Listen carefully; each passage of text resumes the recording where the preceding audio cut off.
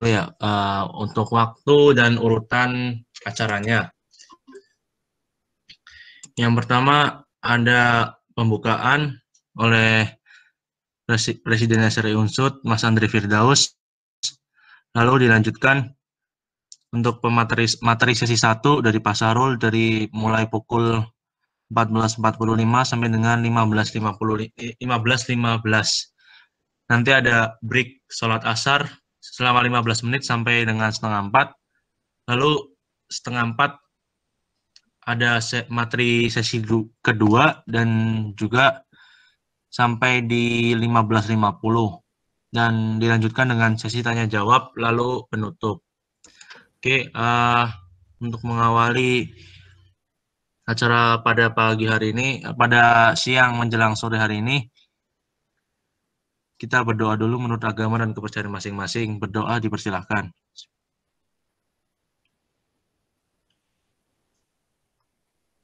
Ya, selesai untuk rangkaian yang pertama. Monggo dari Mas Andre untuk membuka acara ini. Oke, terima kasih Mas Moderator Sofal Widat.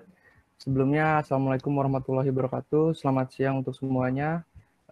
Pertama, saya ucapkan terima kasih banyak kepada Pak Sarul Iswahyudi telah bersedia mengisi acara coaching ini di SRI Unsud. Kemudian yang kedua juga saya mengucapkan terima kasih banyak kepada pihak penyelenggara, dalam hal ini berarti selaku Departemen Education yang telah merealisasikan acara ini. Semoga nanti acaranya berjalan dengan lancar. Yang ketiga, saya mengucapkan terima kasih banyak juga kepada para teman-teman member SRI Unsud atau pengurus yang sudah menyempatkan waktunya, meskipun kita lagi berpuasa ya, kita masih sempat berdiskusi yang insya Allah nanti bermanfaat. Nah, berkaitan dengan materi kali ini, mungkin yang dibahas adalah tentang geothermal. Menurut saya geothermal ini adalah, tapi sebelum ke situ ya, geothermal kan dia itu adalah sebuah energi kan, energi yang dimiliki oleh bumi yang mungkin secara cuma-cuma dapat kita ambil gitu secara gratis di samping biaya teknologi, dan itu pun kalau berdasarkan peraturan perundang-undangan itu sepenuhnya adalah milik negara. Apapun yang ada di isinya di bumi itu diakui oleh negara oleh peraturan perundang-undangan. Nah, isu geothermal juga ini menjadi isu yang sangat penting di kalangan mahasiswa ya, karena menurut pemerintah gitu, berdasarkan Direktorat Jenderal BTKE, salah satu tantangan dalam pengembangan geothermal yang masih terhambat adalah tantangan dari isu sosial masyarakatnya.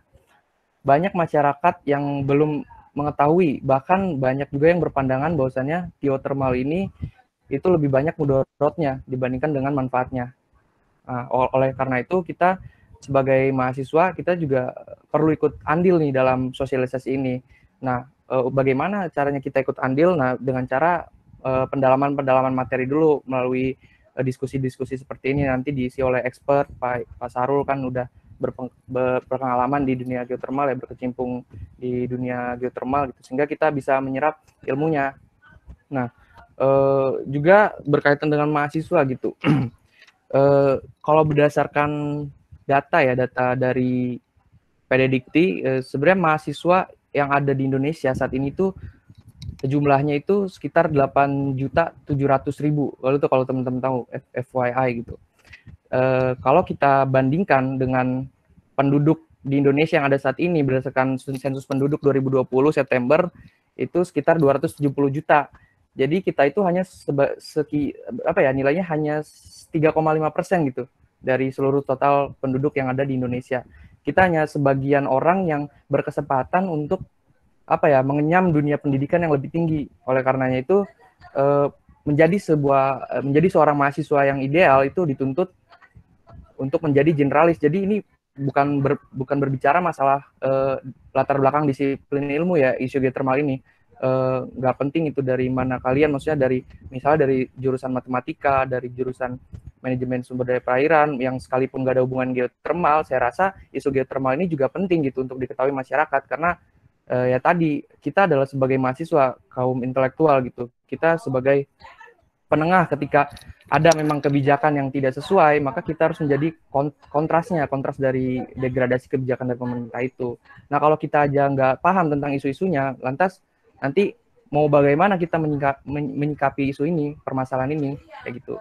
Nah, harapannya nanti setelah diskusi ini yang nanti disampaikan oleh Pak Syahrul materinya, harapannya kita bisa memahami isu geothermal secara umum gitu ya, dan secara spesifik juga, supaya nanti bisa diimplementasikan ketika kita nongkrong atau ngobrol bareng sama teman-teman, ada manfaatnya gitu. Kita bisa ngasih tahu tentang manfaat geothermal itu seperti apa, dan kita juga punya pandangan ketika memang ada sekelompok orang yang menolak geothermal, kayak misalnya kemarin tuh yang 2017 kan kasusnya di PLTB Baturaden. Oh iya, sebentar lagi. Yang PLTB Baturaden kan itu sempat ramai juga ya 2017, banyak yang menolak. Nah sebenarnya kita juga, mahasiswa juga harus paham secara utuh gitu, jangan setengah-setengah. Sebenarnya geothermal ini lebih banyak manfaatnya atau mudorotnya kayak gitu. Nah, nanti akan dibahas lebih lanjut oleh Pak Sarul. Maka dari itu isu geothermal ini sangatlah penting. Mungkin itu aja ya sambutan dari saya.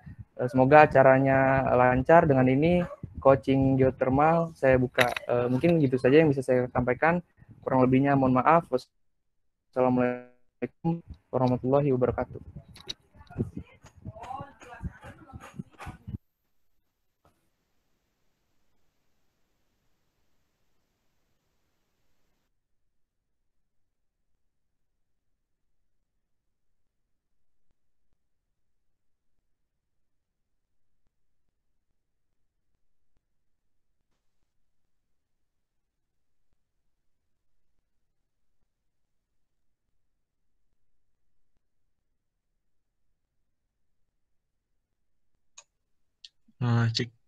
Oke, terima kasih Mas Andri untuk sambutannya. Sebelum menginjak ke materi, saya mau mengenalkan ya kepada Pak Sarul mungkin bahwa SRE ini adalah suatu komunitas yang berjalan di bidang energi baru dan terbarukan, dan juga mengenai isu-isu lingkungan gitu. Mungkin begitu Pak Sarul, barangkali Pak Sarul baru mendengar komunitas SRE Unsut ini. Jadi SRE Unsut ini baru dibentuk ya, belum ada 1 tahun perjalanannya. Begitu Pak Sarul. Mungkin bisa langsung dimulai aja untuk pemaparan materinya kepada Pak Syahrul. Ya, baik. Terima kasih. Selamat sore semuanya. Assalamualaikum warahmatullahi wabarakatuh. Waalaikumsalam warahmatullahi wabarakatuh. Ya, saya terima kasih ini diundang sebagai narasumber. Jadi saya juga baru tahu SRE itu saat diundang sebagai narasumber. Ya. Jadi terima kasih sebelumnya. Baik, untuk mempersingkat waktu, saya langsung share saja slide yang telah saya siapkan ya. Sebentar.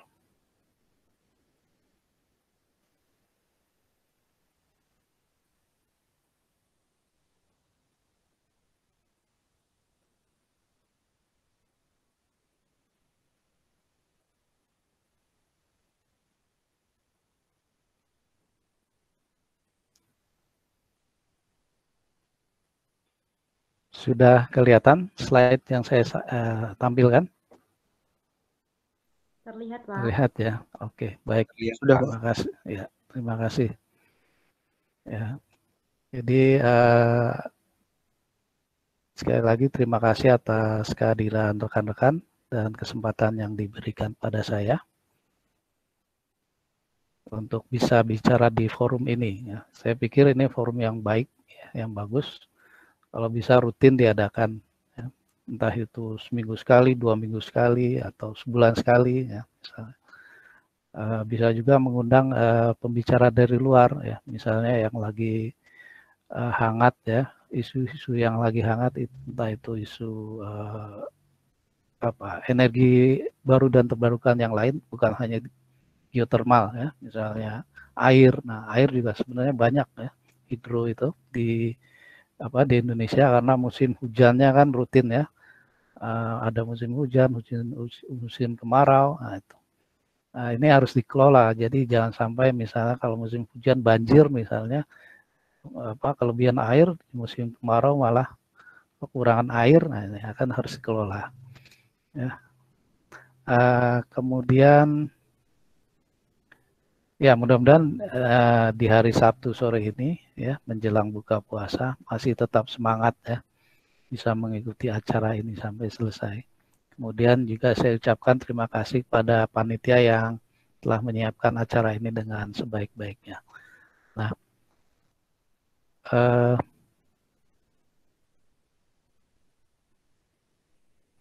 ya ini rencana topik yang akan saya paparkan sebenarnya.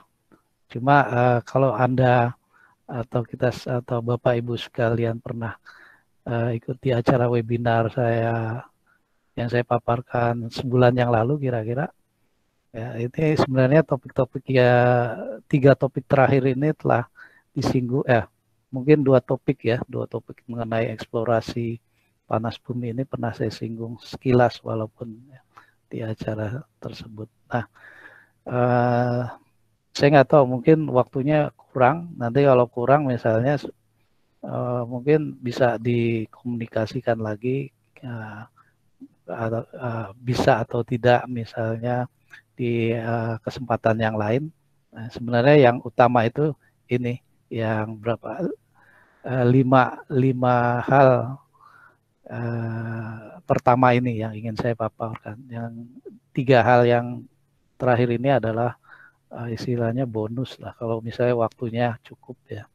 Nanti kita lihat aja, mudah-mudahan bisa ya. Jadi baik, jadi di beberapa tahun terakhir ini ya, pasar untuk tenaga panas bumi cukup meningkat ya, signifikan terutama di negara-negara berkembang. Karena apa? Karena pertumbuhan jumlah penduduk yang semakin pesat, kemudian pembangunan yang semakin pesat, ya, itu memerlukan energi. Ya. Kemudian semakin banyak juga komunitas-komunitas di pedesaan yang memerlukan akses ke jaringan listrik dalam rangka pertumbuhan ekonomi mereka. Kemudian yang terakhir yang juga penting karena pemerintah semakin fokus untuk mengurangi ketergantungan pada bahan bakar fosil yang semakin langka dan semakin mahal di dalam negeri. Ya, di dalam negeri maupun di luar negeri. Kemudian ya ada isu lingkungan di situ, ya, mengurangi emisi gas rumah kaca dan lain-lain.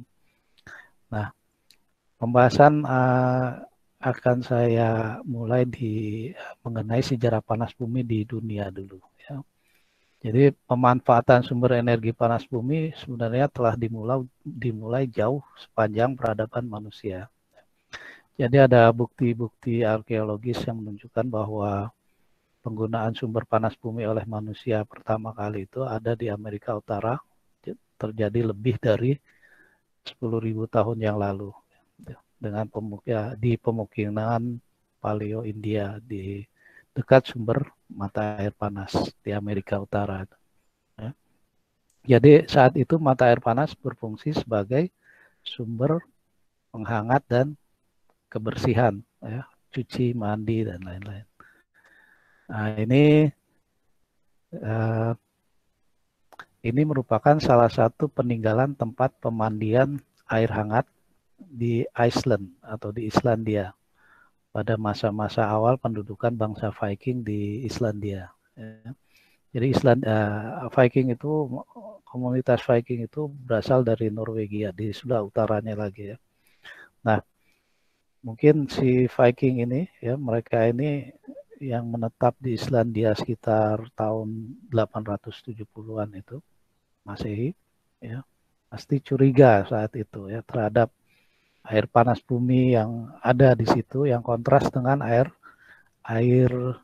dingin yang ada di negara asalnya atau di tempat asalnya. Ya. Jadi para pemukim pertama di Reykjavik ini menggunakan mata air panas itu untuk cuci pakaian dan mandi. Ya. Ini kolamnya ini. Ya. Peninggalan bangsa Viking itu. Nah, ini merupakan salah satu peninggalan tempat pemandian air hangat di Inggris. Ya. Jadi pada zaman kuno itu pemandian yang dipanaskan oleh air panas juga digunakan oleh orang Yunani dan Romawi. Nah, ini yang di Inggris. Nah, yang di Inggris ini dibangun oleh orang-orang Romawi yang menetap di sana, ya, yang mengadakan penaklukan di sana. Ya. Nah, ya selain di Inggris ya seperti pemanas juga pemanfaatan sumber air panas bumi juga ada di beberapa kota di Romawi, misalnya di Pompei. Ya, nanti akan saya perlihatkan di slide-nya setelah slide ini. Ya. Jadi penggunaan energi panas bumi seperti ini awalnya terbatas pada lokasi-lokasi di mana air panas dan uap dapat diakses secara mudah ya, karena teknologinya memang belum memungkinkan untuk melakukan pengeboran dan lain-lain. Nah ini jadi pada awal-awal abad pertama Masehi itu berkembang lokasi-lokasi pemandian air panas di kota Pompei di Italia itu. Ya. Jadi karena memang lokasi itu mendukung keberadaan sumber air panas bumi. Ada gunung api di sana, Gunung Vesuvius. Ya. Nah, terdapat 5 pemandian air panas di kota itu, di kota Pompei itu.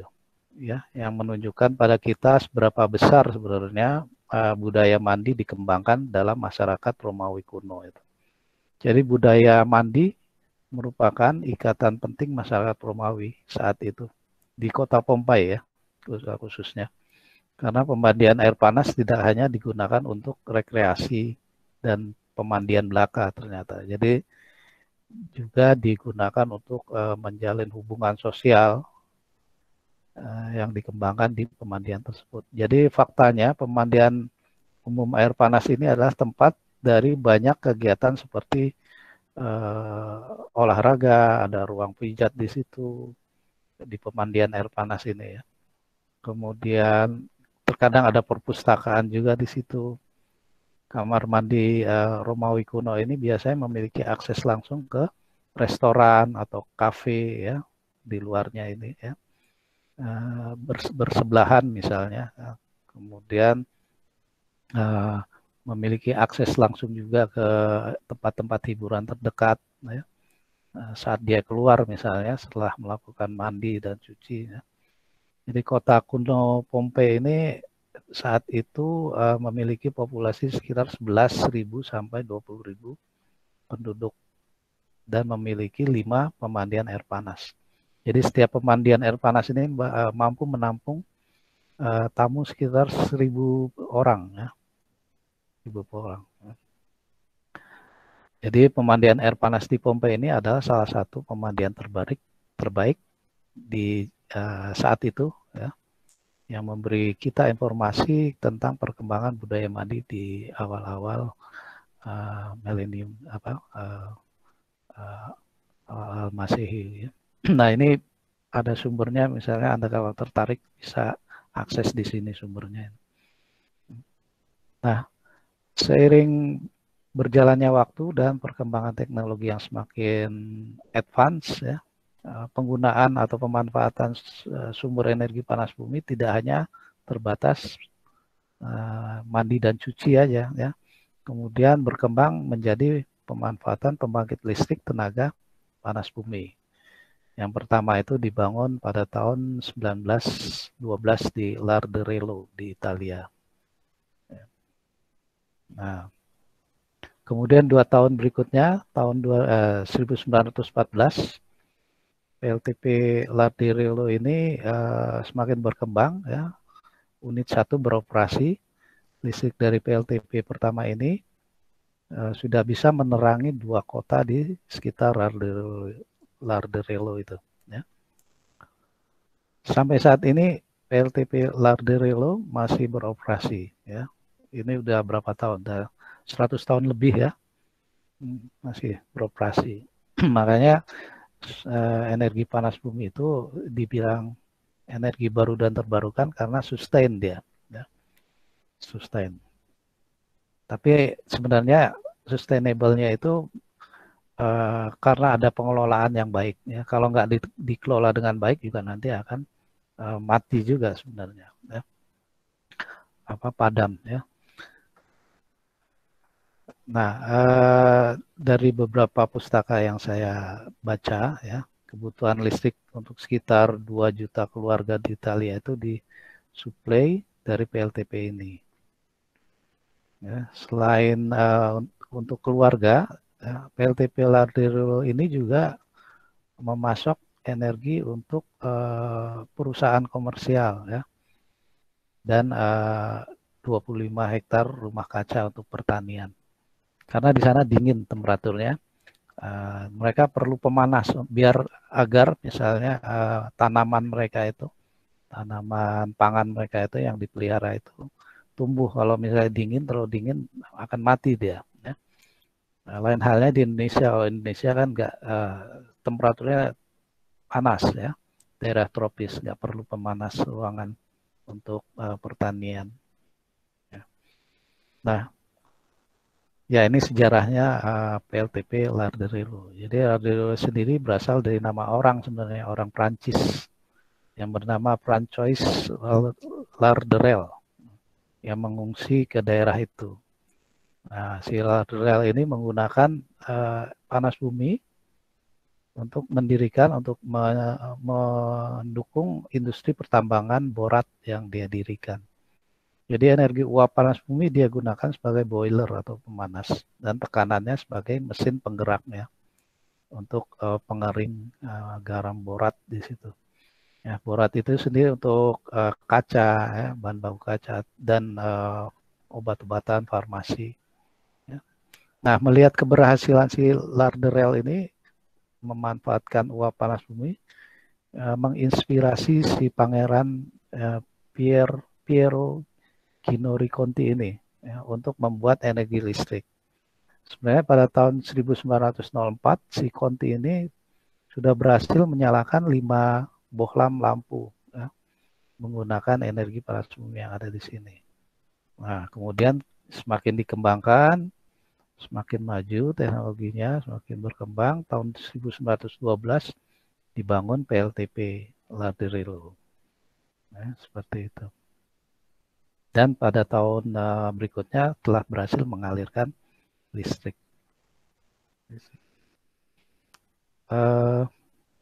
Kemudian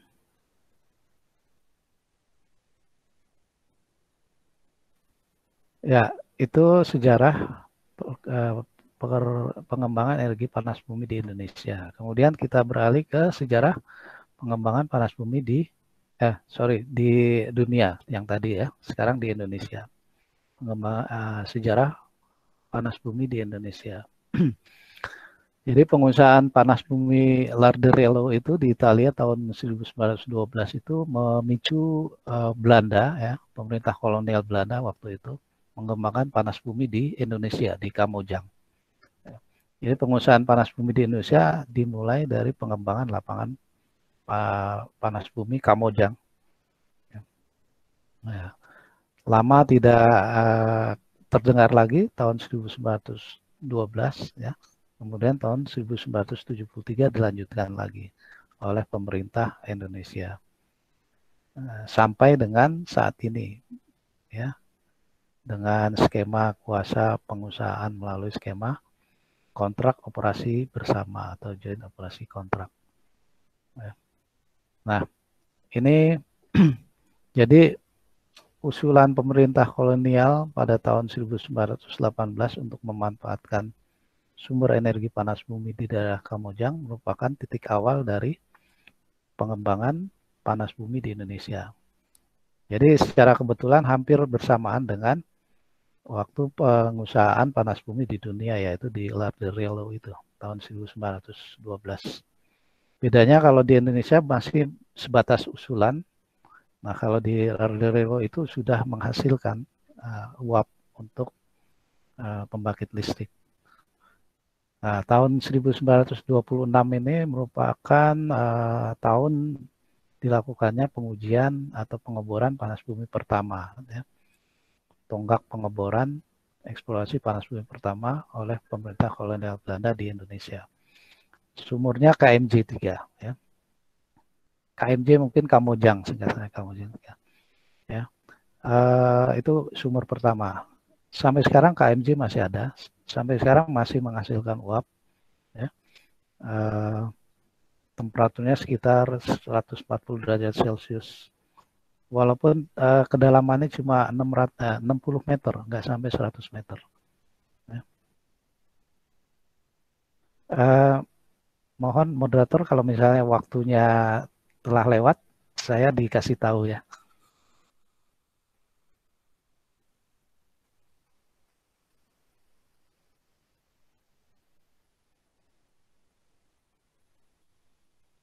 Halo? Moderator?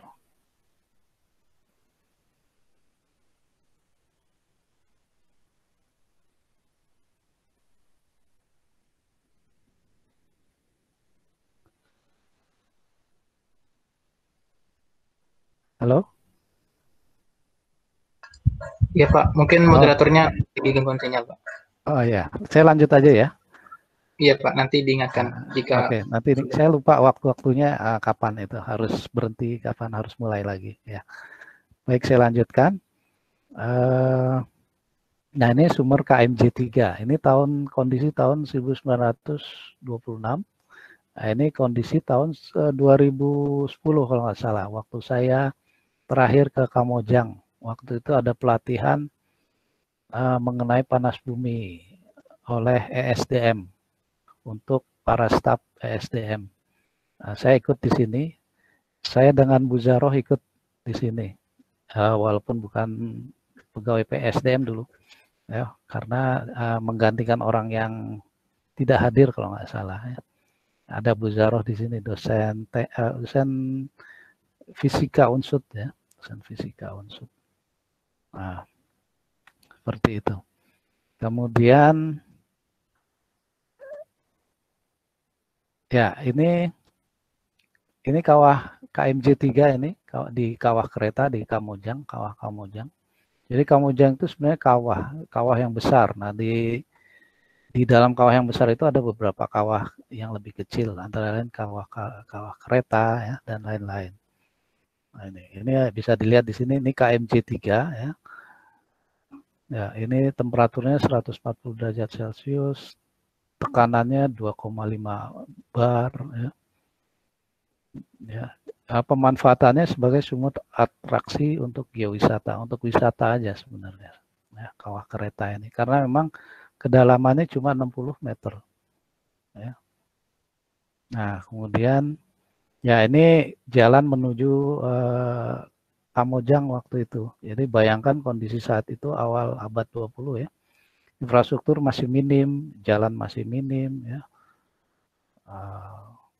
Jadi ini jalan yang menghubungkan Garut dan Kamojang. Jadi kegiatan eksplorasi saat itu dilakukan melalui ekspedisi. Bukan lagi eksplorasi tapi ekspedisi. Jadi bedanya ekspedisi itu melibatkan sumber daya yang besar. Lebih besar dari eksplorasi. Ya, sumber orangnya banyak misalnya. Kereta kudanya banyak, perbekalannya banyak. Karena apa? Karena kondisi jalan waktu itu masih minim. Jadi harus menginap di suatu tempat yang dalam waktu yang lama ya. Beda halnya dengan kondisi saat ini ya. Nah, ini distribusi lapangan panas bumi di Indonesia. Ya. Potensi panas bumi Indonesia tersebar di 253 lokasi dengan potensi sebesar sekitar 27.000 megawatt. Ya, angkanya ini bisa berubah karena ada data baru, angkanya bisa berubah ya. Ya, jadi kita lihat di sini Kalimantan belum ada ya, karena memang tidak ada, karena secara geologi tidak mendukung untuk keberadaan itu, atau bisa juga karena datanya belum ada. Ya. Karena datanya belum ada, jadi di plotnya tidak ada di sini. Mungkin saja ada ya. Ini juga terlihat tidak ada, bisa karena memang tidak ada atau memang datanya belum ada. Ya. Kalau di sini lihat banyak ya plottingnya, karena memang di sini eksplorasi, penelitian, proyek-proyek dan lain-lain ini banyak di sini kan. Karena apa? Karena infrastrukturnya banyak, jalannya mudah, ya, ya terutama jalan ya. Jadi akses ke lokasi juga gampang ya. Makanya penelitian-penelitian banyak di sini. Nah di sini tidak sulit ya. Nah, di sini sulit aksesnya. Makanya ini angkanya ini bisa berubah kalau misalnya di sini ada kegiatan eksplorasi yang mirip yang ada di sini misalnya ya, banyak misalnya ya. Seperti itu. Ya kan di Jawa Barat itu melimpah ya, karena memang datanya terupdate terus ya. Nah ini saya ambil dari kalau nggak salah situsnya SDM ya. Jadi berikut ini merupakan daftar pengembangan PLTP di Indonesia pada sistem atau lapangan panas bumi temperatur tinggi yang sudah menghasilkan ya. Ada 13 di sini. Yang belum menghasilkan lebih tadi 200, ada 200-an. Ya. Nah, sumber daya energi panas bumi di Indonesia diperkirakan mencapai 28,5 gigawatt. Nah, ini kan berubah kan angkanya tadi 27 gigawatt ya. Gigawatt elektrik yang terdiri dari 11.000 megawatt kira-kira reserve dan resource dan 17.000 megawatt reserve. Ya, ada resource, ada reserve. Resource itu sumber daya, reserve itu cadangan ya. Nah, ini terkait dengan metode eksplorasinya sebenarnya ya.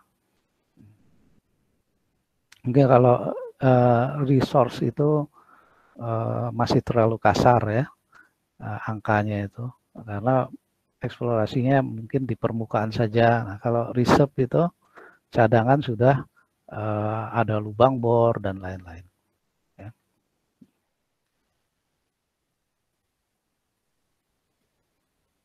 Ya, yang baru dimanfaatkan sekitar 2.000 megawatt atau 2 gigawatt aja ya. Dari berapa tadi 28 gigawatt. Nah, ya ini pengembangan sistem temperatur menengah sampai rendah ya. Nah, saat ini memang pengembangan panas bumi di Indonesia itu masih berfokus pada daerah panas bumi temperatur tinggi untuk menghasilkan listrik ya. Dan masih terkendala belum adanya data pengeboran eksplorasi di daerah panas bumi bertemperatur menengah rendah sampai rendah. Nah, padahal menurut saya yang lebih banyak itu, yang paling banyak itu justru yang sistem temperatur rendah sampai menengah. Ya. Jadi adapun teknologi pembangkit siklus biner untuk pengembangan panas bumi temperatur menengah sampai rendah itu relatif masih mahal ya dibanding dengan pembangkit konvensional. Jadi karakteristik panas bumi bertemperatur sistem temperatur rendah sampai menengah itu antara lain estimasi temperaturnya itu antara 125 sampai 225 derajat Celcius. Di atas 225 itu temperatur tinggi ya. Sistem temperatur tinggi. Kemudian karakteristik berikutnya mempunyai potensi yang kecil ya, umumnya di bawah 50 megawatt ya. Penyebarannya berada di daerah sistem panas bumi non-volkanik ya, atau di sebagian kecil lingkungan volkanik berumur tersier. Umumnya mohon maaf Pak, waktunya ya? Tinggal 1 menit Pak. Oke. Untuk break jeda sholat asar. Oke, baik. Ya 1 slide lagi ya, nanti kita break. Nah ini roadmap atau peta jalan panas bumi sampai dengan tahun 2025 ya. Jadi ada beberapa versi karena banyak direvisi ya. Ini versi awalnya itu 9.000 megawatt atau 9 giga, tapi terakhir saya lihat sekitar 7 gigawatt ya. 7 gigawatt. Mungkin ada revisi lagi nanti. Nah, dalam rangka mencapai target pengembangan energi baru terbarukan ini ya, pemerintah menyusun peta jalan ini ya untuk pengembangan panas bumi di Indonesia. Target awalnya 9 gigawatt, tapi nampaknya direvisi terus ya. Nah, jadi pengembangan saat ini baru mencapai 2 gigawatt yang tadi yang di tabel sebelumnya yang saya tampilkan. Dari 11 WKP ya, atau 13 tadi. Nah, ini sebenarnya tantangan untuk mengupayakan WKP itu yang ada bisa optimal menghasilkan energi panas bumi. Nah, nampaknya dalam roadmap ini dikelompokkan berdasarkan project-project. Nah, ini project-project ya, yang akan dilaksanakan ya. Dan dari project ini disusun roadmap. Ya, dan dipastikan masing-masing project ini memiliki roadmap. Ini punya roadmap sendiri, ya, seperti itu. Nah, ini kondisi saat ini kan 2020-2021. Saat ini kapasitas pembangkit listrik tenaga panas bumi Indonesia baru mencapai 2 gigawatt atau 8% dari potensi panas bumi yang bisa dimanfaatkan. Seperti itu. Ini sumbernya bisa di cross check atau dibaca ulang kalau tertarik. Baik, saya rasa kita break dulu ya. Sholat asar bagi peserta yang beragama Islam seperti itu. Nanti kita gabung lagi jam berapa kira-kira? Jam 3:30, Pak. Jam 3:30. Oke, baik. Baik, seperti itu. Kita break dulu. Terima kasih. Wassalamualaikum warahmatullahi wabarakatuh. Waalaikumsalam warahmatullahi wabarakatuh. Oke, teman-teman semua, kita break dulu untuk sholat asar. Kita mulai lagi pukul 3:30 sore. Terima kasih. Ya. Pak Sarul udah selesai? Udah di tempat atau? Ya, saya udah di tempat. Gimana? Oke, mungkin bisa dimulai dilanjut lagi ya, Pak. Oke, baik. Saya share lagi ya slide-slide-nya.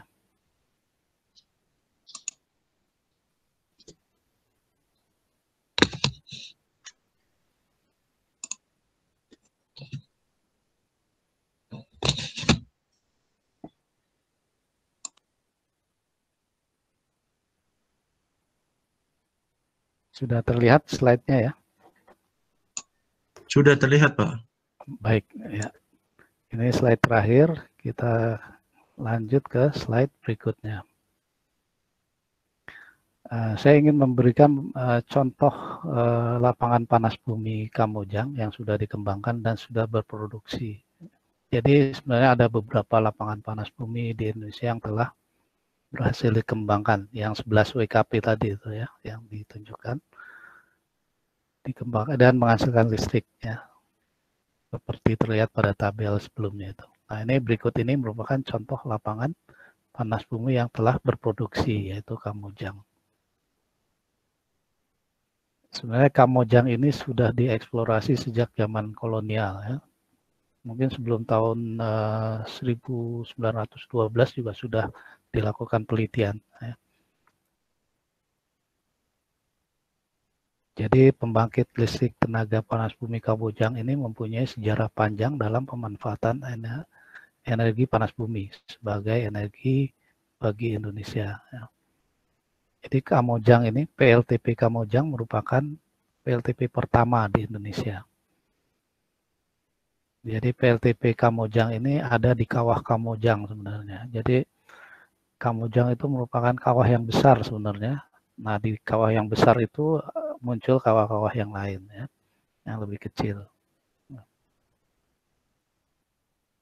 Ya. Di antaranya kawah kereta dan lain-lain. Jadi Kamojang ini merupakan sumur panas bumi pertama di Indonesia yang dibor oleh pemerintah kolonial Belanda pada tahun 1926. Sampai saat ini sumur itu masih tetap mengeluarkan uap ya, seperti yang ditunjukkan pada foto sebelumnya itu, walaupun kedalamannya hanya 60 meter, tidak sampai 100 meter. Tapi ya, Kamojang ini sistem dominasi uap ya. Nanti kita akan bahas sistem panas bumi. sistem dominasi uap. Pertama produksinya itu tahun 1978, walaupun di BOR itu tahun 1926 ya, tapi baru berproduksi sekitar tahun 1978. Lama ya, lama sekali ini ya. Mungkin karena saat itu masih belum menarik ya, dan lain-lain ya, makanya baru diproduksi tahun 1978. Nah ini kawah Kamojang, ya, nggak ada kawahnya kalau kita lihat saat ini. Kalau Anda ke Kamojang itu Anda tidak akan ketemu kawah di sana ya. Kenapa bisa dipastikan itu dulu kawah misalnya? Ya ini perlu penyelidikan geologi ya. Dari litologinya, ya litologinya itu mirip dengan litologi gunung api ya. Misalnya batuan beku, ada lava di sana, ya, ada breksi vulkanik. Nah itu istilah-istilah yang familiar jika Anda di geologi ya. Nah, kemudian apalagi bisa indikasi dia kawah. Misalnya dari foto udara ada bentukan-bentukan sirkular ya. Kawah itu kan sirkular ya. Nah, seperti itu. Kemudian yang lainnya misalnya di lapangannya itu masih ada sisa-sisa aktivitas kawah misalnya apa fumarole ya, solvatar dan lain-lain. Air panas, mata air panas. Seperti itu.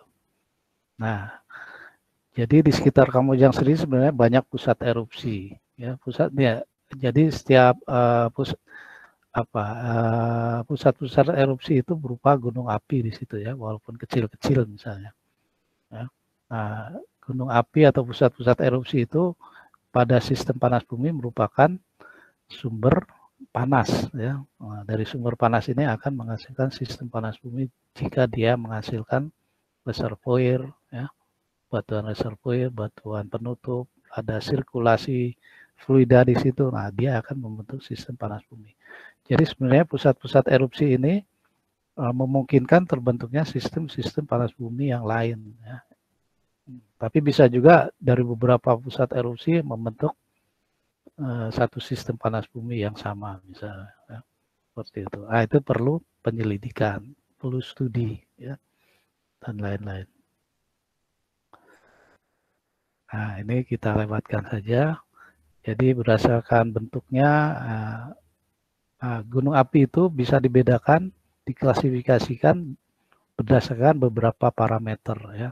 Nah, ini kalau Anda pernah dengar gunung api tipe A, tipe B, tipe C, itu sebenarnya klasifikasi gunung api berdasarkan aktivitasnya ya, aktivitasnya. Jadi kalau gunung api tipe A itu misalnya gunung api yang pernah mengalami erupsi minimal 1 kali pada rentang waktu tahun 1600-an sampai sekarang ya. Tipe B itu misalnya apa? Tipe B itu gunung api pasif ya sebenarnya. Gunung api yang tidak pernah mengalami erupsi pada rentang waktu tahun 1600 sampai sekarang misalnya ya. Tapi gunung api ini masih memperlihatkan gejala-gejala gunung api aktif ya. Misalnya ada solvatar, ada gas, belerang di situ. Ya. Misalnya contoh gunung api pasif yang ada di Indonesia itu misalnya Gunung Patuha yang ada di Jawa Barat. Ya. Kemudian gunung api tipe C, lah ini gunung api tipe C. Gunung api yang tidak diketahui sejarah erupsinya ya, dalam catatan manusia, termasuk sejak tahun 1600-an ya. Nah, namun gunung api tersebut menunjukkan bukti-bukti adanya aktivitas erupsi di masa lalu ya. Misalnya ada solvatar, fumarole ya, dan lain-lain. Nah, contohnya adalah kawah Kamojang ini ya. Kemudian yang lain misalnya Lahendong, nah, yang ada di Sulawesi. Nah, itu gunung api tipe C. Ya, sebenarnya klasifikasi yang lain ada ya. Misalnya klasifikasi gunung api berdasarkan bentuknya. Nah, ada gunung api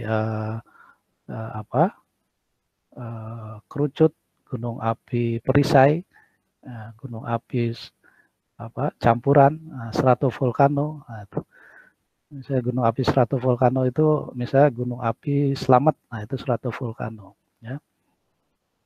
Gunung api tipe perisai banyak dijumpai di Hawaii ya, karena dia landai. Bentuknya kayak mirip perisai, ya, seperti itu ya. Dan lain-lain, banyak klasifikasinya juga banyak dasarnya. Ya. Nah, kemudian ini litologi Kamojang. Ya, kalau Anda bisa lihat di sini bisa kelihatan nggak jenis litologinya itu, ya. Gunung api purba, gunung api apa dari satuan stratigrafi atau litologi tertentu ya dibedakan berdasarkan pusat erupsinya. Nah ini penting untuk mengidentifikasi batuan reservoirnya itu apa, batuan penutupnya itu apa, ya, seperti itu. Nah kemudian ini peta kelurusan struktur geologi. Ya. Nah, struktur geologi, kalau di geologi itu merupakan zona lemah. Zona lemah itu zona permeabilitas yang memungkinkan fluida panas bumi naik ke permukaan atau dekat-dekat dengan permukaan, sehingga membentuk fluida panas bumi yang akan diproduksi. Nah, makanya pemetaan struktur geologi itu penting ya. Misalnya struktur geologi itu diidentifikasi berdasarkan kelurusan, misalnya apa ini? Kelurusan gejala melingkar, nah, sirkular ya, nih. Sirkular ada di sirkular di sini, ada ubahan hidrotermal di sini, nah, itu lurus dia, seperti itu. Nah, ubahan hidrotermal atau batuan hidrotermal sendiri merupakan produk dari interaksi antara batuan di sekitarnya dengan fluida panas bumi, sehingga batuannya itu terubah. Ya. Walaupun di situ tidak ada fluida panas bumi, tapi ada batuan ubahan di situ, itu artinya mungkin dulu pernah ada sistem panas bumi di situ, termasuk fluida panas bumi di situ. Makanya dia dieksplorasi di situ, misalnya seperti itu. Misalnya kelurusan gunung api, kerucut gunung api misalnya. Ini misalnya, ini gunung api.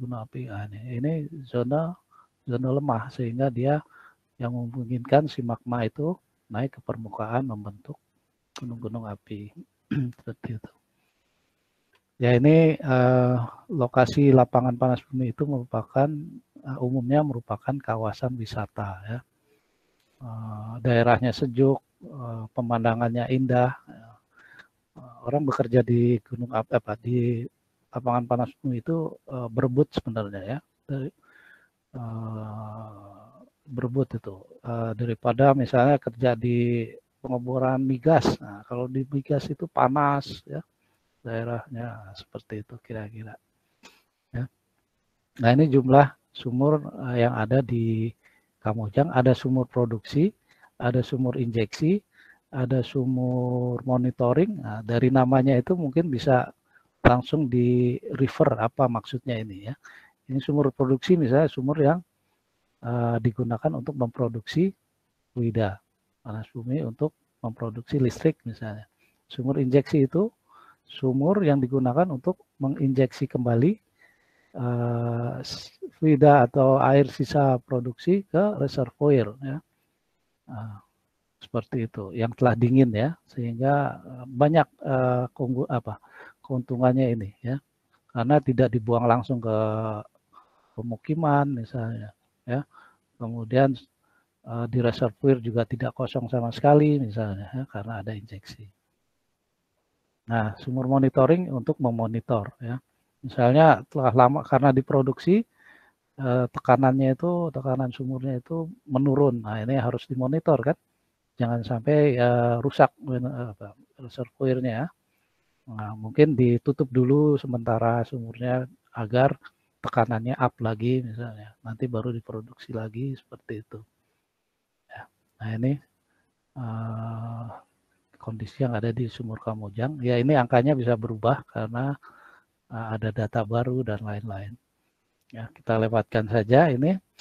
Nah, kita beralih ke manifestasi panas bumi. Kita akan bahas mengenai manifestasi panas bumi. Apa itu manifestasi panas bumi dan pentingnya bagi eksplorasi. Ini maksudnya atau definisi singkat mengenai manifestasi panas bumi. Jadi manifestasi panas bumi merupakan kenampakan di permukaan yang dapat memberi gambaran tentang kondisi bawah permukaan. Dalam hal ini kondisi sistem panas bumi. Ya, seperti itu. Jadi kalau ada mata air panas di permukaan, artinya di bawah itu mungkin ada sistem panas bumi yang berkembang di situ. Ada sumber panas, ada aliran fluida, dan lain-lain. Karena nggak mungkin ujuk-ujuk ada air panas di atas permukaan, ya, tanpa ada sumber panas di bawah permukaan. Nah, kemunculan manifestasi ini dipengaruhi oleh total panas yang ada di reservoir, ya, kemudian parameter reservoir, misalnya permeabilitas, pola aliran. Semakin permeabel misalnya litologinya, manifestasinya itu semakin bagus, ya, semakin banyak, semakin besar, dan lain-lain. Kemudian parameter fluida panas bumi, misalnya apa? Misalnya temperatur fluidanya, tipe fluidanya, viskositas, densitas, dan lain-lain. Kemudian yang lain adalah proses-proses pada fluida panas bumi yang terjadi di bawah permukaan. Ya. Misalnya apa? Percampuran dengan air dingin, boiling, kondensasi di bawah permukaan, dan lain-lain. Ini perbandingan besarnya manifestasi dengan kapasitas produksi yang bisa dihasilkan. Kapasitas produksi listrik, ya, dalam hal ini yang bisa dihasilkan. Ya. Artinya apa? Semakin ini surface heat loss ini artinya surface kehilangan panas yang ada, yang terjadi di manifestasi.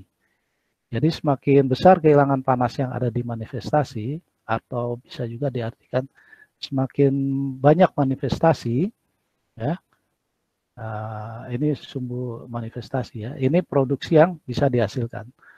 Artinya apa? Perbandingannya itu linear, ya, hubungannya linear positif, 1:1, ya, ini 1:10 malah, ya. Artinya apa? Semakin besar manifestasi, ya, produksi listrik yang dihasilkan juga akan semakin besar, ya, seperti itu, ya. Ini plotting ini dilakukan terhadap beberapa sumur produksi yang ada di dunia, ya. Di sini ada yang di Amerika ada, yang di Indonesia juga ada. Ini ada Derajat, ada Kamojang di sini, ya. Itu. Ya, artinya kalau kita bisa menghitung energi yang dihasilkan di manifestasi, dalam hal ini kehilangan panas alamiah, ya, dalam joule, misal dalam energi, kita bisa memperkirakan produksi listrik yang akan dihasilkan di lokasi tersebut, ya, seperti itu.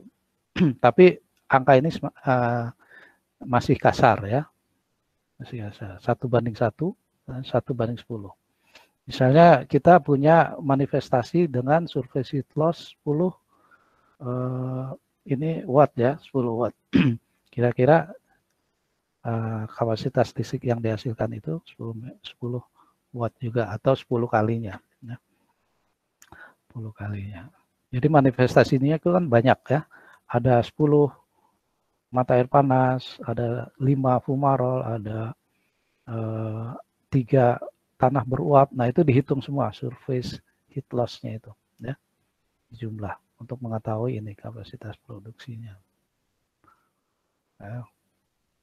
Nah, manifestasi itu ada yang aktif, ada yang fosil. Yang aktif itu artinya gejala dan perubahan dapat diamati. Ya, misalnya mata air panas, kolam lumpur, tanah beruap. Nah, sekarang masih bisa kita amati dia. Ya. Masih ada.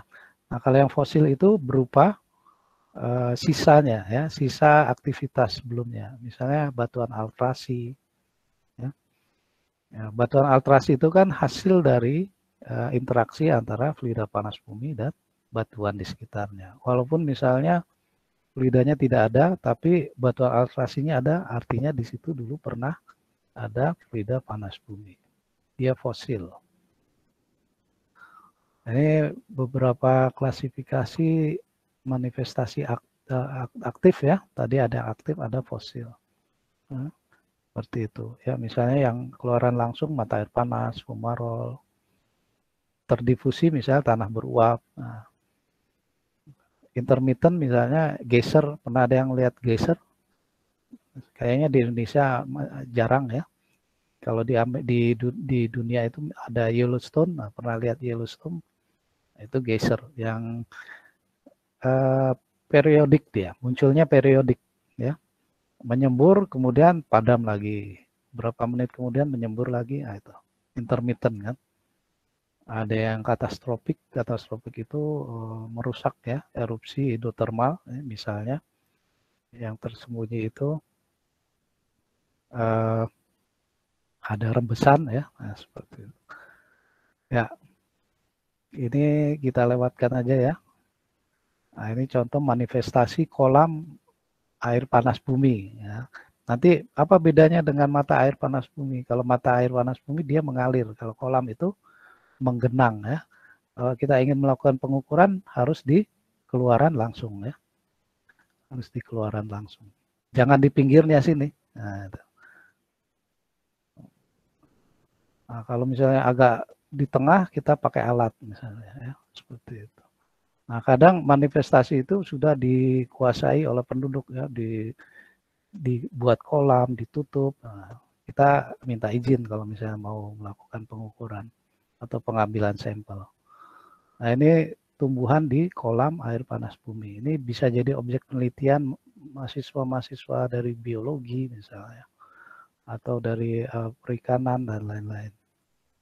Nah, ini contoh manifestasi fosil. Di sini ada sinter silika atau endapan silika.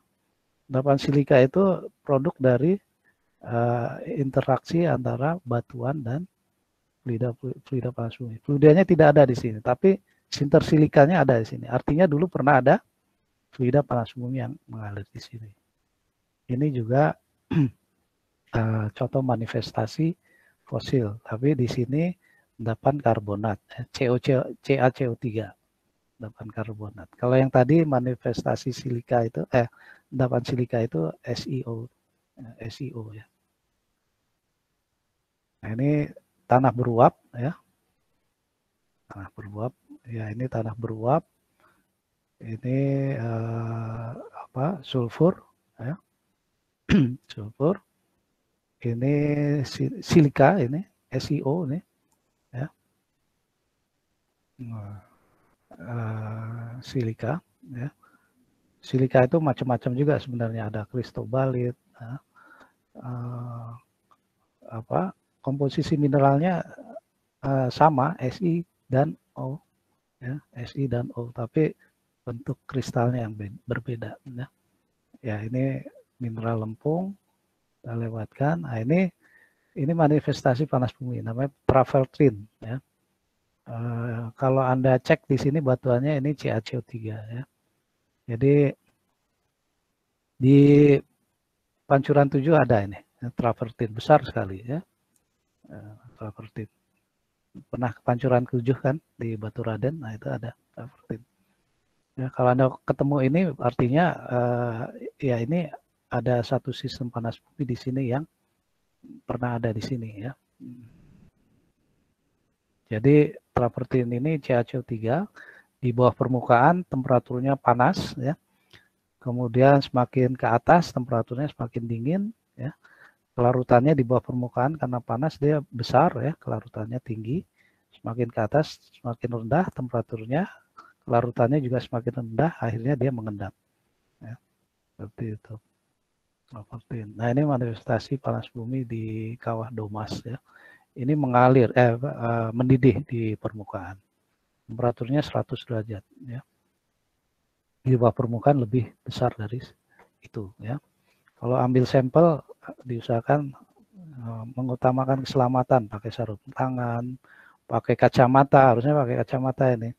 Ya, supaya apa? Supaya kalau ada yang muncrat ke wajah, mata tetap terlindungi, kan? Ya. Nah, ini manifestasi panas bumi yang sudah diusahakan oleh penduduk. Ya. Sampling harus dari sumbernya. Ini di Paguyangan, ya, Brebes. Ini sampling air panas bumi, ya. Ini fumarol, fumarol, keluaran gas dia, ya. Ini di Gunung Gede ini, di kawah Gunung Gede. Ya. Ini batuan altrasi semua ini, karena apa? Batuan di sekitarnya itu berinteraksi dengan fluida panas bumi, ya. Misalnya fumarol, dia akan menghasilkan batuan ubahan, ya.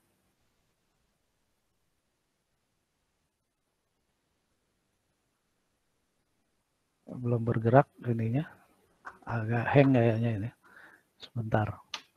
Ya, jadi kalau ingin mengambil sampel fumarol harus mengutamakan keselamatan, ya. Seperti itu. Ini apa? Labil semua soalnya karena produk dari interaksi dengan fluida panas bumi. Ini slide-nya tidak bergerak, nanti sebentar ya. Tunggu sebentar. Agak hang sepertinya.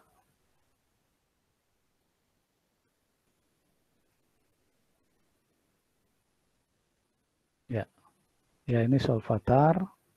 Solvatar itu hampir sama dengan fumarol kan, tapi bedanya kalau solvatar ini sebagian besar sulfur ya. Kalau fumarol gas juga, tapi ada sulfurnya, ada CO2-nya, ada SiO2, SO2 ya. Ada H2O. Nah, ini kita lanjut ke topik selanjutnya ya, topik utama. Sistem panas bumi dan eksplorasi geologi panas bumi. Bentar. Ya. Pada webinar bulan lalu saya pernah menampilkan skema yang hampir mirip. Nah, ini sudah saya sempurnakan skemanya ya, mengenai sistem panas bumi. Jadi saya ringkas dari beberapa pustaka panas bumi ya. Nah, ini pustakanya. Ya. Kalau yang tertarik Anda bisa explore lagi di pustaka ini ya. Jadi sistem panas bumi secara umum bisa dibedakan berdasarkan beberapa parameter, antara lain berdasarkan keberadaan fluida panas bumi yang bersirkulasi, berdasarkan keberadaan gunung api sebagai sumber panas, berdasarkan keberadaan percampuran air meteorik dan fluida magmatik, berdasarkan mekanisme perpindahan panas, berdasarkan temperatur reservoirnya. Ya. Misalnya klasifikasi sistem panas bumi berdasarkan keberadaan fluida panas bumi yang bersirkulasi. Ada sistem terputar, ada sistem tersimpan. Ya. Sistem terputar ini dibedakan lagi menjadi sistem temperatur tinggi yang berasosiasi dengan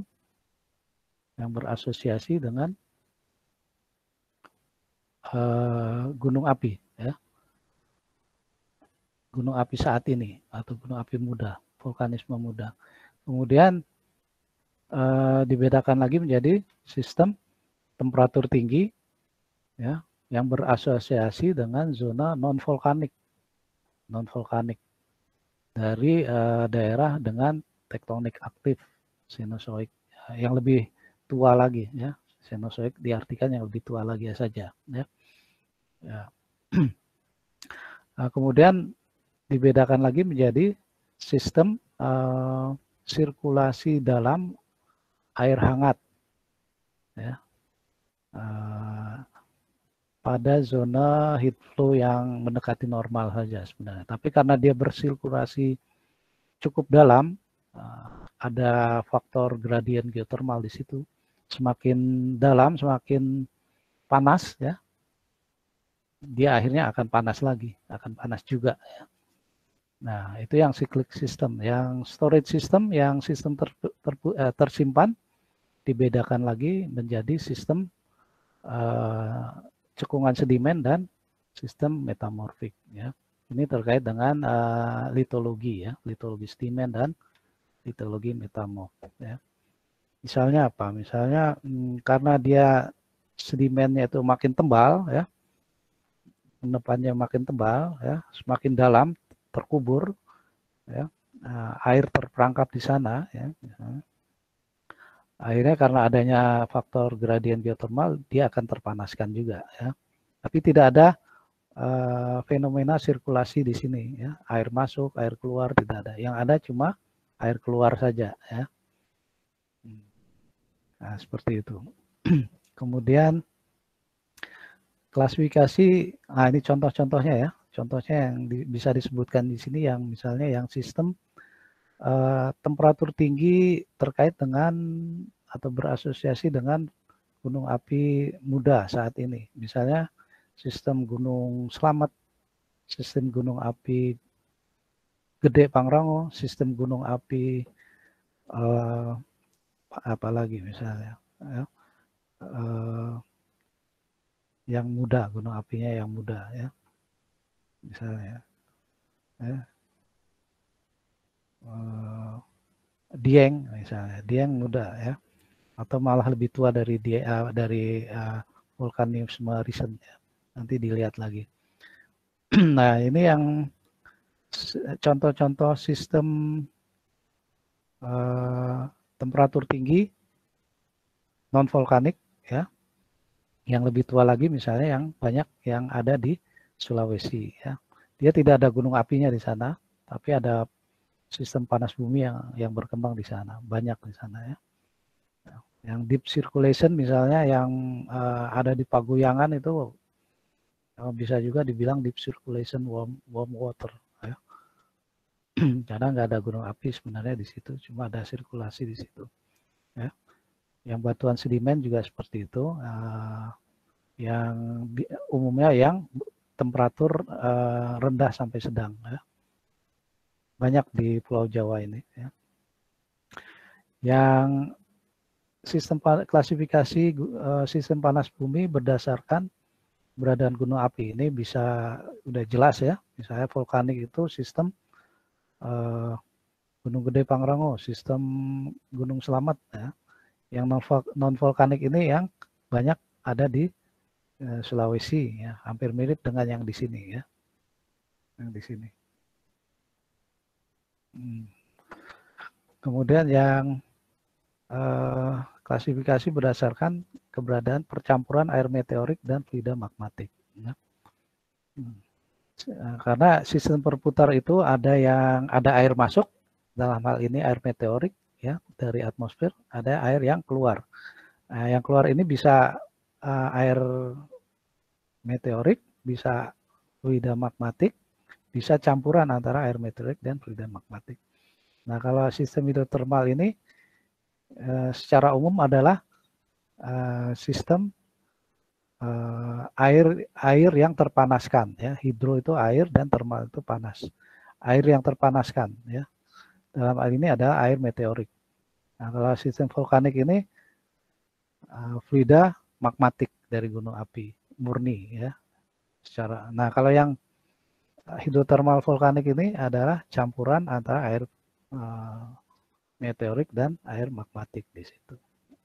Ada kontribusi air meteorik, ya. Nah, klasifikasi yang berdasarkan mekanisme perpindahan panas ada yang konduktif, ada yang konvektif, ya. Seperti itu. Yang konduktif itu kalau misalnya saya punya dua besi, yang satu panas, yang satu dingin, saya tempelkan, yang dingin itu nantinya juga akan panas. Nah, itu konduktif, kan. Jadi perpindahan panas tanpa disertai dengan perpindahan materialnya, ya. Yang ini nggak nyampur di sini, kan. Nah, kalau sistem konvektif itu kalau saya punya segelas air dingin, segelas air panas, kemudian dicampurkan antara air panasnya dengan air dinginnya akan jadi panas juga, kan. Nah, itu konvektif. Jadi perpindahan panas disertai dengan perpindahan materialnya itu, ya. Yang banyak ini, ya, sistem konvektif. Ada temperatur tinggi, ada temperatur rendah. Nah, dominasi air, dominasi uap. Nah, nanti kita lihat lagi di slide-slide berikutnya ini.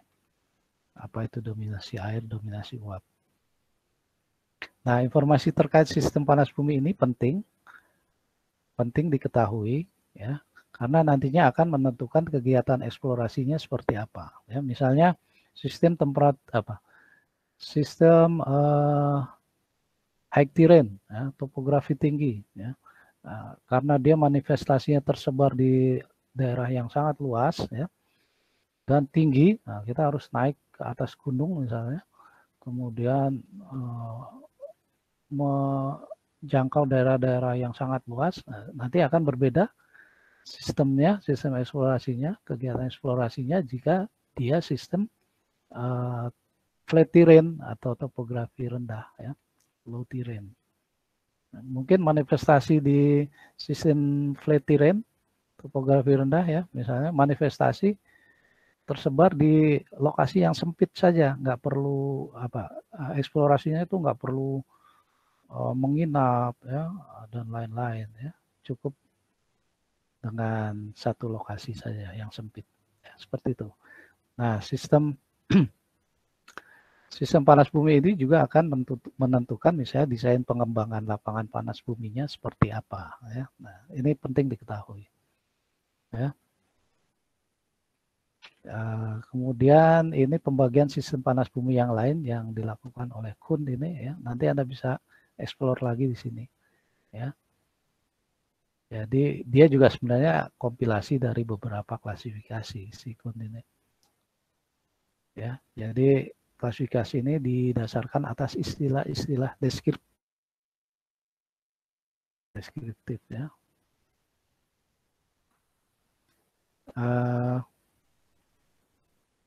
Ya, misalnya yang belum ada di klasifikasi sebelumnya adalah sistem basaltik dan sistem silisik andesitik, ya. Ya. Kalau yang dynamic dan sebentar ada pesan, saya lihat dulu pesannya apa.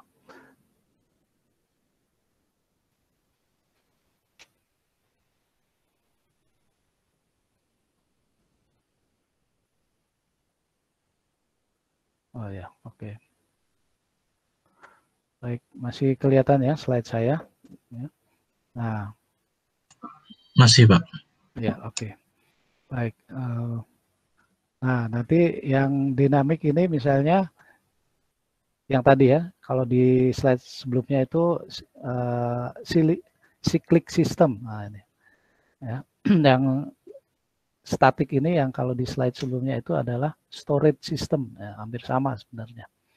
Ya. Nah, kalau yang dinamik itu dibedakan lagi menjadi magmatik. Magmatik itu tergantung jenis magmanya apa, batuannya apa. Ada yang silisik, ya, silika, ada yang basaltik, ya. Nah, ini yang felsic, ini yang mafic, ya, kalau di geologi, ya. Yang basaltik itu dibedakan berdasarkan tempat keluarannya, ya. Ada yang spreading center, ada yang continental rift. Ini spreading ini umumnya ada di lempeng samudra, yang ini kontinen, lempeng benua, ya, seperti itu. Yang lainnya hampir sama. Ada yang dominasi uap, dominasi air, ya. Yang di slide sebelumnya juga ada kan ini kan. Ya. Nah, ini contoh-contohnya. Nanti kalau waktunya habis, kasih tahu saya ya. Ini gambaran ringkas mengenai sistem dominasi uap. Ya. Kalau Anda lihat di sini ada zona uap di sini. Steam cap, ya. Vapor dominated system, ya. Ya. Jadi dia ada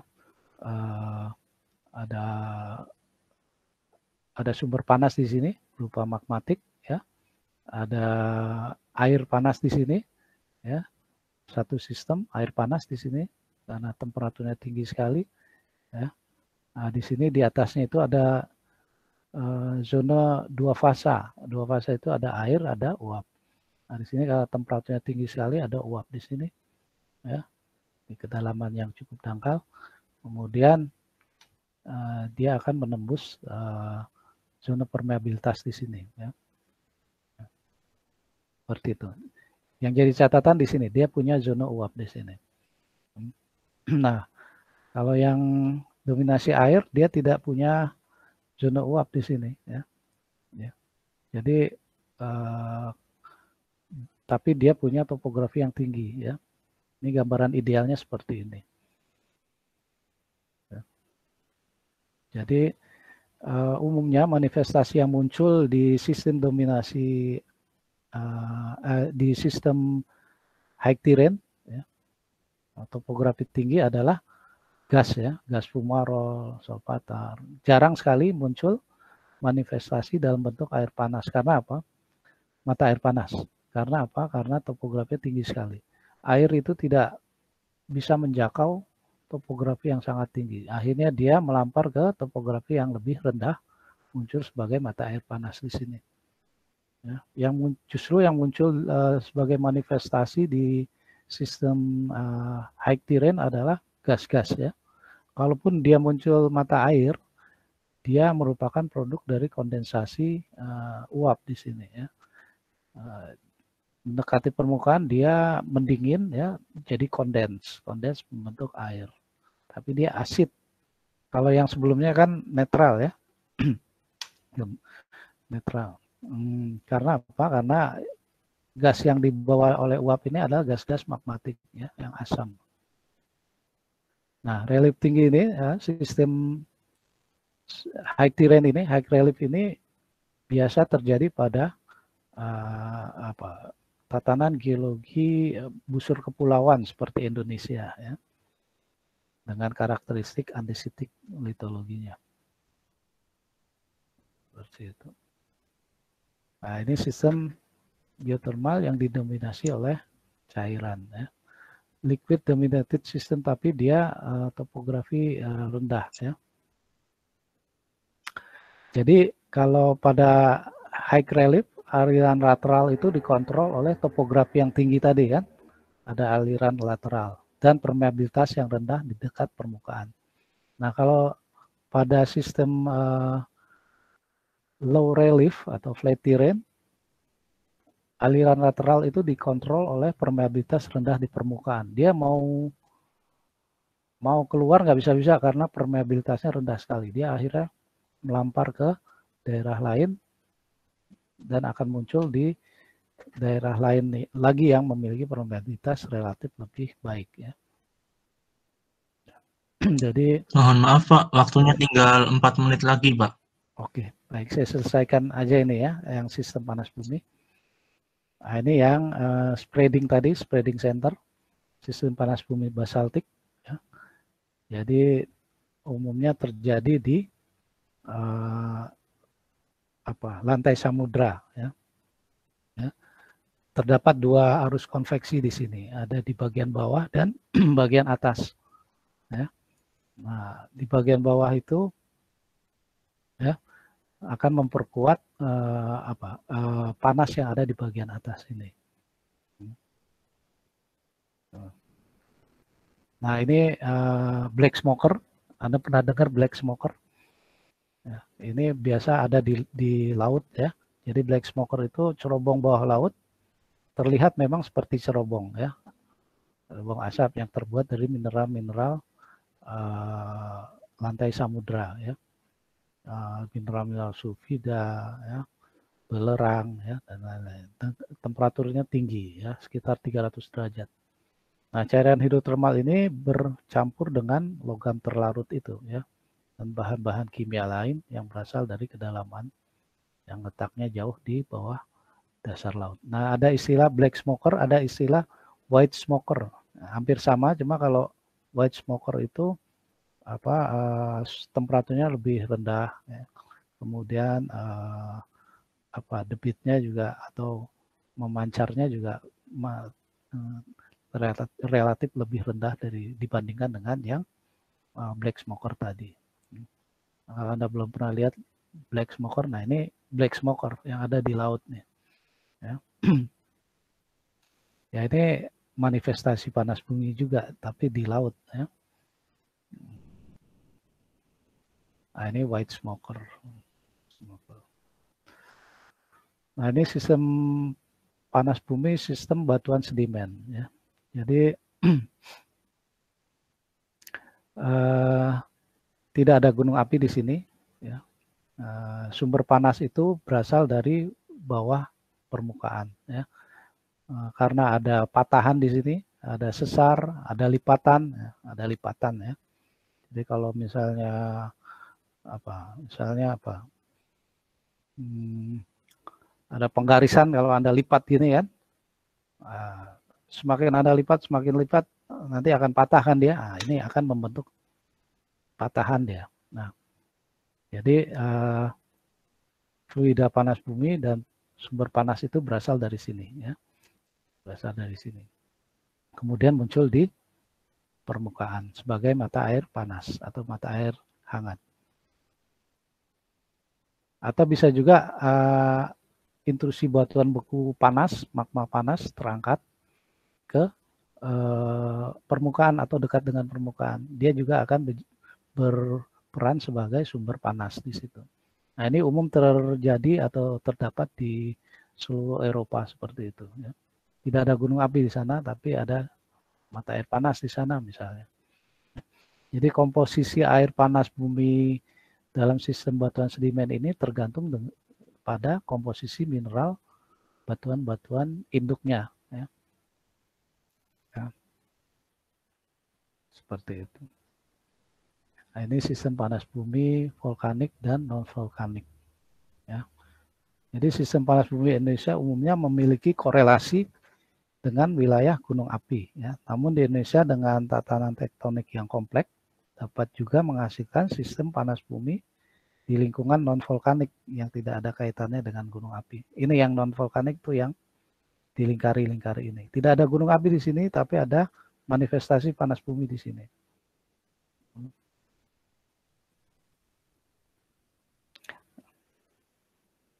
Jadi di Indonesia itu ada lebih dari 200 ya, daerah prospek panas bumi yang telah diidentifikasi berdasarkan keterdapatan manifestasi di permukaan. Jadi daerah prospek itu, prospek panas bumi didasarkan atas keterdapatan manifestasi panas bumi. Makanya manifestasi panas bumi itu penting dilakukan sebelumnya, sebelum beranjak ke kegiatan-kegiatan eksplorasi yang lain. Nah ini. Masih ada waktunya sedikit ya. Ini mengenai eksplorasi geologi geokimia panas bumi. Ya. Jadi analogi metode eksplorasi itu sama dengan analogi diagnosis penyakit oleh dokter. Ada dokter 1, dokter 2, dokter 3. Analoginya ada geologi 1, geokimia, geokemis 1, geofisikawan 1. Seperti itu. Nanti analisis-analisis ini akan dikompil, diintegrasikan satu dengan yang lain untuk analisis sistem panas bumi yang ada seperti itu. Seperti itu mungkin yang bisa saya sampaikan karena keterbatasan waktu ya. Mungkin nanti kalau misalnya sempat bisa untuk topik-topik yang berikutnya yang bisa disampaikan. Mungkin gitu aja yang bisa saya sampaikan. Moderator, saya rasa waktunya udah lewat ya. Harusnya jam 4 ya, diskusinya aja. Ya. Ya, terima kasih. Ya. Oke, terima kasih Pak Sarul atas pemaparan materinya. Selanjutnya kita langsung ke sesi diskusi ya teman-teman. Bagi teman-teman yang mau bertanya, langsung aja sampaikan pertanyaannya di kolom chat atau yang mau on mic bisa on mic aja. Monggo dari teman-teman.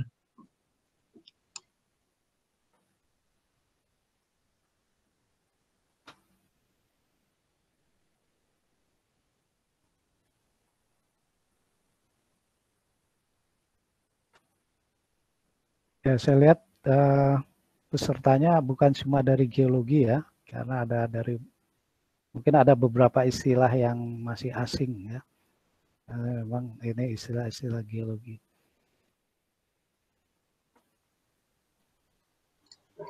Tapi Ya, izin bertanya Pak. Ya, silakan. Ya, saya Fikri, izin bertanya terkait tadi yang dipaparkan bahwasanya kalau yang daerah dengan derajat temperatur yang rendah sama sedang itu yang paling banyak di Indonesia. Nah, untuk rentang suhunya itu berapa sampai berapa ya Pak untuk yang rendah, tinggi, sama yang sedang itu? Kemudian pengaruhnya dengan sistem yang digunakan pada temperatur rendah, sedang, sama tinggi itu seperti apa? Ini Ya. itu Pak yang saya tanyakan. Ya, baik. Jadi kalau kita lihat di kita explore lagi di websitenya ESDM, ya, di sini ada, saya cantumkan di sini nih sumbernya, mungkin bisa dilihat lagi nanti di situ. Nah, ini di sini juga ada nih sebenarnya sumber daya temperatur menengah sampai, ini sebenarnya menengah sampai rendah ya di Indonesia ya. Temperaturnya rentangnya antara 120 sampai 220 derajat Celcius. Nah, ini rentang temperaturnya nih. Terus sistem temperatur, kalau saya menyebutnya sistem temperatur rendah sampai menengah ya. Nah, di atas 220 derajat Celcius itu udah sistem temperatur tinggi yang diusahakan untuk pembangkit tenaga listrik. Nah, ini sistem temperatur rendah sampai menengah ini yang banyak di Indonesia ini. Ini ada 120 derajat Celcius di Sumatera Utara. Ya. Nah, kalau Anda pernah ke Paguyangan, di situ ada mata air panas itu. Temperaturnya lumayan sebenarnya, itu 70 derajat kalau baru keluar itu. Ya. Nah, apakah itu satu sistem dengan Gunung Selamat atau tidak? Nah, itu perlu penelitian sebenarnya. Perlu studi ya. Kalau misalnya dia bukan satu sistem, berarti dia punya kalau dia bukan merupakan satu sistem dengan Gunung Selamat, artinya dia satu sistem tersendiri. Nah, itu bisa diklasifikasikan sebagai sistem temperatur rendah sampai menengah itu ya. Yang model-model seperti ini kan banyak di Indonesia itu ya, di sekitar kita itu. Misalnya di Banjarnegara juga pernah ada. Ada mahasiswa geologi yang tugas akhir di sana itu. Dia ambil sampel, ngukur mata air panas. Di Banjarnegara ada beberapa itu. Nah, apakah dia satu sistem dengan sistem temperatur tingginya Dieng? Karena Dieng dekat dengan Banjarnegara juga ya. Apakah tidak? Nah, kalau dia sistem tersendiri kan dia artinya bisa diklasifikasikan sebagai sistem temperatur rendah sampai menengah itu. Ya. Nah, ini rentang temperaturnya ini ya, 120 sampai 220 derajat Celcius. Nah, memang pertanyaan kedua itu terkait dengan pengembangannya. Kalau saya pikir, bagaimana pengembangannya itu? Ya, kalau yang sistem temperatur rendah menengah itu. Kalau sistem temperatur tinggi itu kan udah jelas untuk pembangkit listrik. Nah, itu yang diprioritaskan itu yang temperatur tinggi saat ini. Yang temperatur rendah itu seperti apa nanti pengembangannya? Nah, yang sudah dilakukan selama ini oleh masyarakat adalah untuk misalnya untuk wisata ya, untuk pemandian air panas. Yang paling banyak itu pemandian air panas. Misalnya di Paguyangan, di Buaran ada, di mana lagi? Misalnya Banjarnegara juga ada di sana. Dulu saya pernah dengan mahasiswa itu sampai jauh di sana tuh, di Kuningan pernah ada juga tuh. Nah, Kuningan itu dekat dengan Gunung Ciremai. Apakah dia satu sistem dengan Gunung Ciremai dengan yang merupakan sistem temperatur tinggi atau bukan? Nah, kalau misalnya bukan satu sistem dengan sistem Gunung Ciremai, harusnya dia sistem tersendiri. Nah, bisa diklasifikasikan sebagai sistem temperatur rendah menengah ya, seperti itu. Nah, sekarang ini sudah berkembang teknologi binary system. Nah, binary system ini memanfaatkan sistem temperatur rendah sampai menengah ya. Tapi memang teknologi masih mahal ya. Masih mahal. Nah, dia beda dengan sistem konvensional pembangkit tenaga listrik yang lain. Jadi yang sistem binary system ini untuk pembangkit listriknya ini, dia fluidanya itu tidak digunakan untuk menggerakkan turbin, tapi dia digunakan untuk memanasi fluida lain, ya, misalnya isobutana, ya, yang fluida lainnya ini yang dipanasinya ini akan menggerakkan turbin, ya, seperti itu. Jadi ada komponen lain di binary systemnya itu, namanya heat exchanger. Ya. Nah, yang sistem konvensional tidak ada itu heat exchanger. Nah, seperti itu. Mungkin itu yang bisa saya sampaikan, ya, dengan dua hal itu, dua pertanyaan tadi. Mungkin ada yang lain yang mau ditanyakan. Oke, gimana? Teman-teman yang lain, monggo. Jadi peluangnya sebenarnya, peluang itu bukan cuma peluang pekerjaan, ya, peluang penelitian, ya, misalnya peluang tugas akhir, peluang apa lagi ya, peluang penelitian kecil ya oleh mahasiswa yang lain itu masih besar ya, karena yang baru dimanfaatkan itu tadi yang slide yang telah saya paparkan itu masih 8% dari potensi yang ada, ya. Masih banyak yang bisa dieksplor di situ, ya, seperti itu. Ya, yang lain pertanyaannya?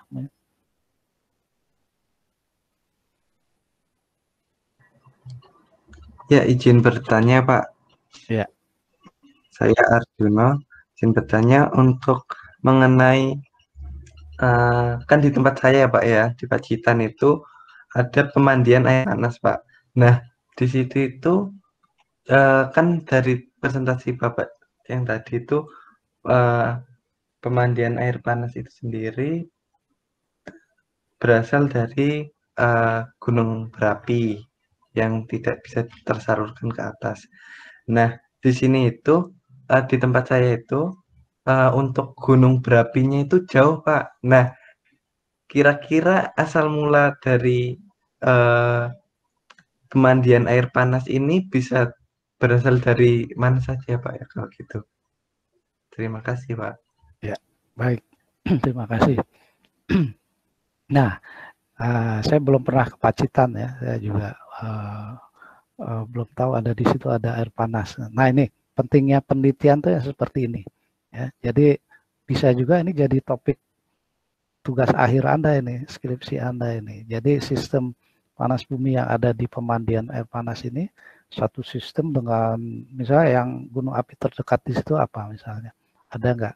Apakah dia satu sistem dengan gunung api itu atau sistem tersendiri? Nah, itu jadi pertanyaan, rumusan masalahnya kan seperti itu ya. Bisa itu jadi topik penelitian tersendiri. Ya, nanti di misalnya kalau satu sistem misalnya geoindikatornya itu sama.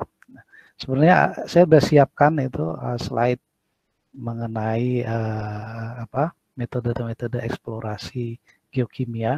Ya. Ada istilahnya tipe air, ada geoindikator, geotermometer, ada isotop air. Tapi waktunya memang nggak cukup ya. Saya sudah siapkan sebenarnya. Apa itu geoindikator? Geoindikator itu unsur-unsur major element ya, yang sifatnya konservatif, yang sifatnya itu ada unsur konservatif, ada unsur reaktif di situ ya. Kalau reaktif itu kalau lingkungannya berubah, misalnya temperaturnya berubah, tekanan berubah, dia ikut berubah komposisinya, konsentrasinya. Ya. Nah, kalau yang konservatif itu dia tidak dipengaruhi oleh lingkungan, perubahan lingkungan.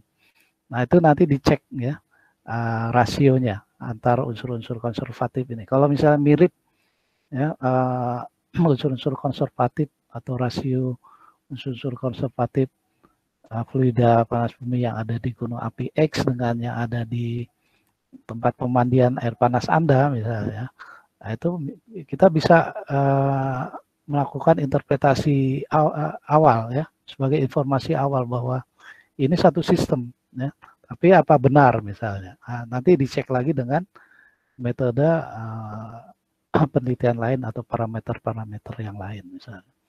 Ya. Seperti itu. Ya. Jadi metodenya banyak ya, seperti itu. Nanti dicek lagi litologinya misalnya. Ya.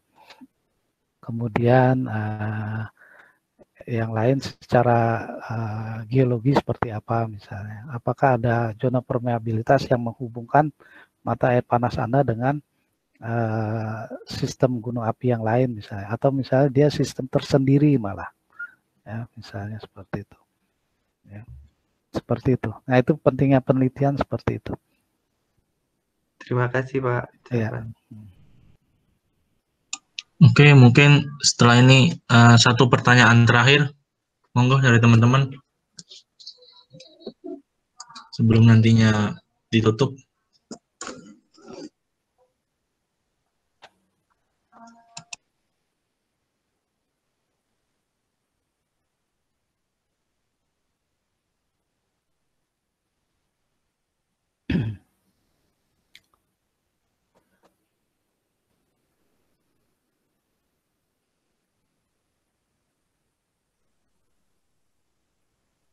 Izin bertanya Pak, saya Eva Pramudia ingin bertanya, tadi kan di bagian sistem panas bumi basaltik itu kan terjadi di lantai samudera lah, di lantai samudera ya. Nah itu kan ada arus konveksi di atas dan di bawahnya nanti itu akan memperkuat panas di bagian atas. Kenapa di bagian bawahnya tidak lebih panas daripada di bagian atas? Ya.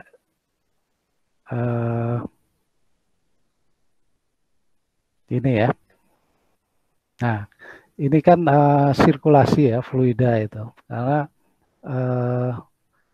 kalau fluida itu semakin panas, berat jenisnya itu akan semakin ringan ya daripada misalnya dia temperaturnya lebih kecil ya misalnya. Nah, dia semakin ringan, dia harusnya akan ke atas ya, bukan malah ke bawah misalnya. Ya, seperti itu. Sama seperti halnya yang ada di sini juga seperti itu. Dia misalnya air masuk di sini ya. Air meteorik temperaturnya mungkin 25 derajat segala macam. Nah, kemudian terpanaskan oleh magma di sini. Nah, berat jenisnya akan semakin ringan ya relatif terhadap yang di sini misalnya. Nah, tambahan tekanan yang di sini juga kan besar ya. Semakin ke bawah itu kan semakin besar tekanannya. Nah, ini semakin ke bawah, semakin dalam tekanannya juga akan semakin besar. Nah, tambah tekanan yang besar, kemudian berat jenisnya yang lebih ringan misalnya, karena terpanaskan, dia akan naik. Dia bukan justru akan ke bawah kan, ya, seperti itu. Kira-kira seperti itu interpretasinya. Nah ini juga akan ke atas dia harusnya. Dia ini mencari zona permeabilitas yang lebih baik ya, tidak muncul di sini misalnya black smokernya. Karena dia permeabilitasnya kurang baik di sini. Di sini baik misalnya zona permeabilitasnya, karena di sini ada retakan misalnya, ada lipatan di sini, ada kekar ya. Kekar itu tahu ya apa? Retakan ya, retakan. Kalau patahan atau sesar itu sebenarnya retakan, tapi telah bergeser dia, telah bergerak. Nah, itu bedanya di situ. Nah, dia akan muncul di sini. Retakan, rekahan, patahan itu muncul di lantai samudra karena mungkin ada gempa-gempa kecil di situ. Magma naik itu kan dia akan bergetar ya. Ada magma yang naik dia akan bergetar. Nah, getaran sekecil apapun misalnya kalau akumulatif ya nanti akan muncul retakan atau bahkan patahan di situ. Seperti itu kira-kira. Ya, seperti itu. Ya. Mungkin ada yang lain? Ya. Oke, mohon maaf Pak karena keterbatasan waktu ya Pak. Jadi untuk pertanyaan kita cukupkan sampai di sini aja. Baik. Dan selanjutnya mungkin ada ini Pak, sedikit kenang-kenangan Pak dari SRE Unsut untuk Pak Sahrul. Dari operator bisa ditampilkan.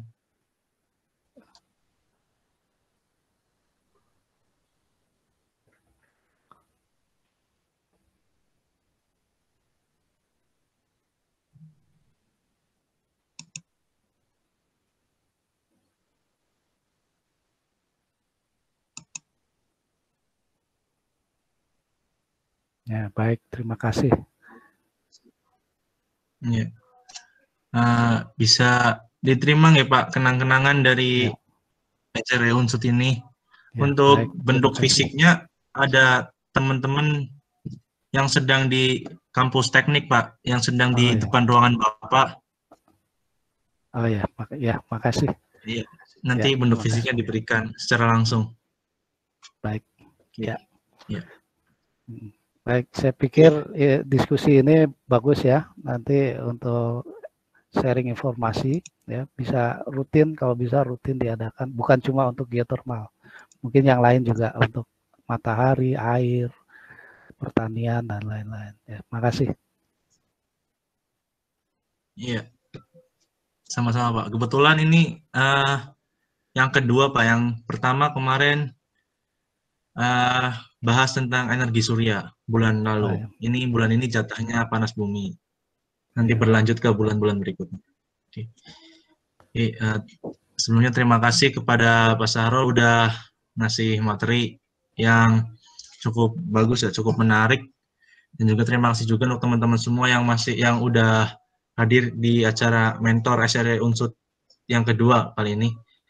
Mohon maaf dari saya sebagai moderator bila mana ada kesalahan kata atau kesalahan pengucapan pada saat memimpin jalannya mentor kedua ini. Terima kasih, saya cukupkan. Wabillahi taufiq wal hidayah. Wassalamualaikum warahmatullahi wabarakatuh. Waalaikumsalam. Terima kasih. Oke, terima kasih Pak Sarul, sama-sama. Saya live ya. Ya, makasih. Iya, Pak. Ya.